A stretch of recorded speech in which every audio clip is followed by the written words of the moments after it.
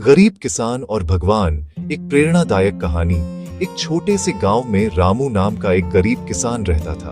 वह बहुत मेहनती था, साल भर खेतों में पसीना बहाता, सिर्फ इस उम्मीद में कि उसकी फसल अच्छी होगी और उसका परिवार भूखा नहीं सोएगा।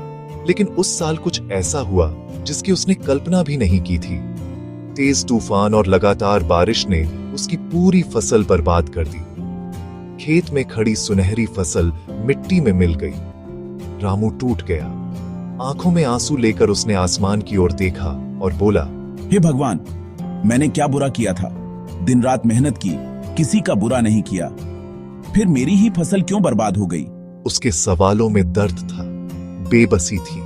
उसी समय एक हवा का हल्का झोंका आया और उसे ऐसा लगा जैसे भगवान उसकी बात सुन रहे हो।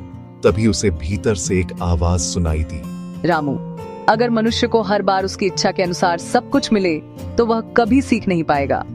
कभी कभी कठिनाइयां इसलिए आती हैं ताकि तुम अधिक मजबूत और समझदार बन सको। फसल तो फिर उगेगी, लेकिन हिम्मत अगर टूट गई तो दोबारा नहीं उग पाएगी। रामू कुछ देर चुप रहा, फिर उसने गहरी सांस ली, आंसू पोंछे और बोला, ठीक है भगवान, मैं हिम्मत नहीं हारूंगा।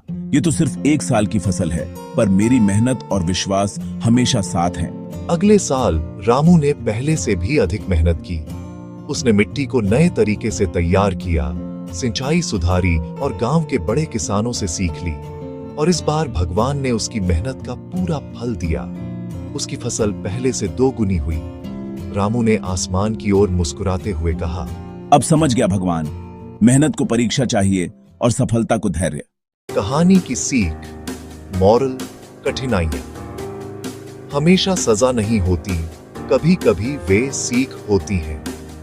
भगवान पर भरोसा रखो, पर सबसे बड़ा भरोसा अपनी मेहनत पर करो।